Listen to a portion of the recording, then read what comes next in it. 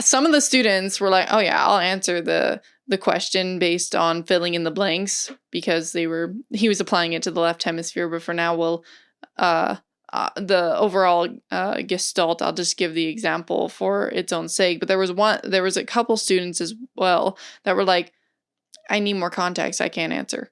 Right? And I feel like we need to learn from that kid. Where it's like, I know. What does cookies have to do with chicken and rancher? Exactly. Instead of trying to fill in the blanks with whatever information that you feel that you have and you're just pulling it out of your ass, like, sorry, that's not the proper way. You probably should be asking, where did cookies come from? It's like, I need more context. And I feel like hence why you're never not in the middle of something. You're never not misinformed. But that's not a bad thing. It just is. But so you're responsible for how it is that you choose to respond to that proactively. So you have to go like, maybe I am missing something. Chances are I probably am.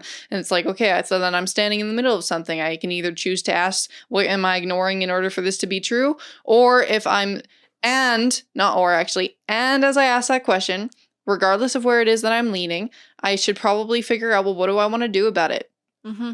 Right? And then why do I want to do that? Right? And then you start asking more and more questions, and that gets you deeper and deeper into more of the context. And then you can start figuring out where those damn cookies came from.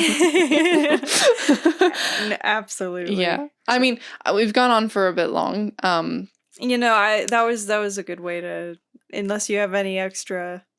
I'd say that the last thing I really kind of wanted to touch on, and I don't want to make it too long, was also like, when it comes to, I was thinking about this, and it was like, when it comes to the idea of like the whole critiquing the Chinese Communist Party, for example, right, and the entire governmental entity, I just wanted people to remember that it's like, there are provinces even within Canada that are fighting each other in the sense of like, not like fighting each other, but they have oligarchical forces, like, as to come full circle with this whole we need a ministry of truth or whatever, right?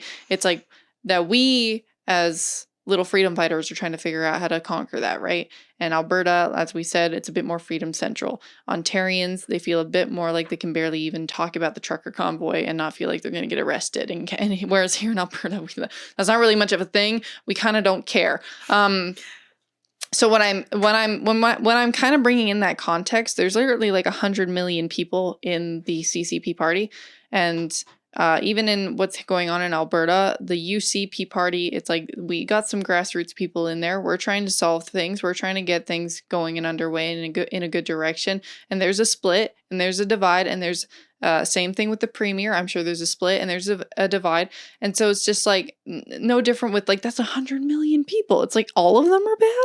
All of them are bad. It's like, and then you start branching as well and go like, oh, so maybe it's different in Hong Kong compared to like somewhere else. And so then why is it different? And that's what you got to ask.